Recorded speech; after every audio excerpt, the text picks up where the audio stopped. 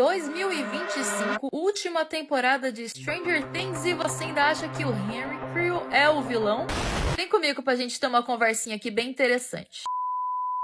É o seguinte, na série o que a gente tem? A gente tem um menino super antissocial, esquisito, que mata bicho, quebra umas pessoas no meio, matou a família inteira, foi parar no laboratório, tinha superpoderes, colocaram um chip nele pra conter ele, e oh meu Deus, ele é o vilão perfeito, certo? Certo, é isso que a gente tem na série. Acontece que os roteiristas da série fizeram uma peça pra Broadway que a gente não vai conseguir assistir. Até tem o making off da peça no Netflix, mas se você é uma pessoa assim que nem eu, que não tem acesso a Broadway, fica um pouco difícil.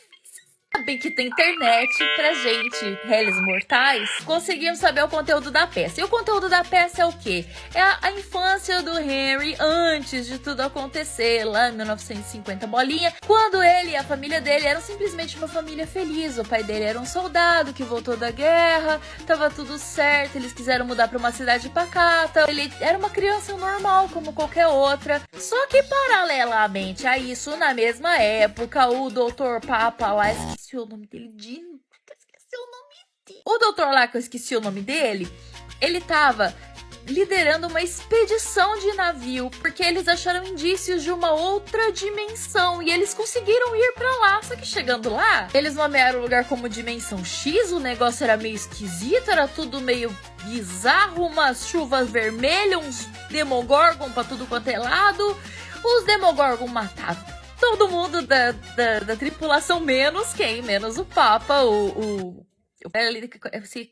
da CIA. Aí, só ele voltou vivo, provavelmente, já tudo pensado pelo Mind Flayer, né? Pelo Devorador de Mentes. Guardou as coisas que ele tinha lá, dos equipamentos, tudo dentro de uma fenda, numa caverna em Hawkins, e deixou lá as coisas. Aí ele pensou assim, e se eu começasse a estudar esse treco aqui pra poder... E o Harry morava ali perto daquela pedra que tinha uma fenda e tal. E como um dia que ele foi passear, que era normal, em 1950 as crianças saíam pra rua pra passear porque elas não tinham nada pra fazer, não tinha videogame, tinha uma Steam, não tinha um Nintendo Switch pra poder brincar. Elas faziam o quê? Elas saíam andando pela rua. E aí ele saiu andando aos derredores da propriedade dele, achou a pedra, achou a fenda, entrou, foi para onde? Lá! Na Dimensão X, junto com os Demogorgon, com o Mind Flayer e tudo mais. E lá o que aconteceu? Provavelmente uma coisa muito parecida com o que aconteceu com o Will. Ele foi dominado pelo Mind Flayer. Quando ele voltou, porque o Mind Flayer trouxe ele de volta, não porque ele conseguiu fugir, da mesma forma que foi com o Will, ele também foi trazido de volta, ele não conseguiu fugir.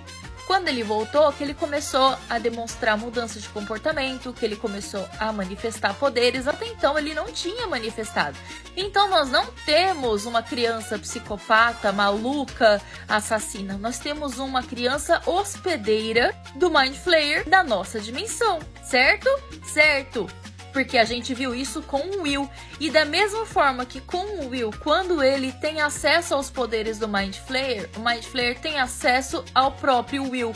É uma via de mão dupla. O Henry foi parar na mão do Papa, do cientista da CIA, e começaram o MK Ultra para poder fazer super soldadinhos para poder ganhar da Rússia, porque naquela época era assim, os Estados Unidos era... Não importa, as pessoas só precisam ser melhor que a Rússia e tá tudo certo. Então eles estavam lá no laboratório, fazendo tudo lá, tentando replicar os poderes do Henry e outras crianças. Eles até conseguiram, fizeram um monte de cobaia, e no meio desses estudos, dessas cobaias, esses remédios que eles estavam... Tinha uma mulher adulta que ela não sabia que ela estava grávida, mas ela se voluntariou, porque era assim, você recebia pra ser cobaia, então ela não tá precisando de dinheiro, provavelmente era assim na época, e ainda assim, nos Estados Unidos ainda tem essas paradas hoje.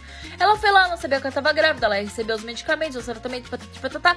Quando ela descobriu que ela tava grávida, nasceu quem? Nasceu a Eleven, a Jane, a Millie Bobby Brown, a Millie Bon Jovi, né? Por conta da mãe dela ter feito esses experimentos antes dela nascer, ela foi a única criança que nasceu com poderes sem a influência direta do Mind Flayer. Diferente das outras crianças que até desenvolveram alguns poderes, a Eleven nasceu genuinamente com isso dentro dela, então ela era mais forte. Então, provavelmente, a Eleven na história é a única capaz de bater de frente com o Mind Flayer. Mas o que isso tem a ver com o Henry e o Vecna? O O Henry foi o primeiro que foi possuído pelo Mind Flayer e foi trazido para essa dimensão para poder recrutar outras crianças, porque o Devorador de Mentes já devia ter isso em plano.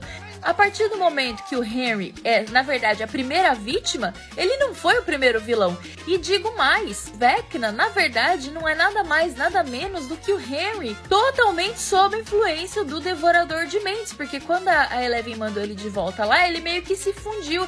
E aí o plano do Devorador de Mentes, que sempre foi tomar a outra dimensão, provavelmente através de crianças mais fragilizadas, ele só continuou o plano dele que ele começou com o Henry. E aí ele achou o Will. O plano do Mind Flayer ele criou lá desde o começo, quando ele teve acesso a Henry. Se o rumo da história for pra matar o Vecna, o hospedeiro, o receptáculo, automaticamente o próximo Vecna vai ser o Will. Pra mim, o único possível final definitivo do Mind Flayer vai ser a Eleven batendo de frente com o Devorador de Mentes, e não com o Henry, nem com Vecna, nem com os outros. Ela tem que dar um jeito de ir pra lá e bater direto na fonte, porque senão o final da história vai ser que, na verdade, o Vecna vai virar o Will.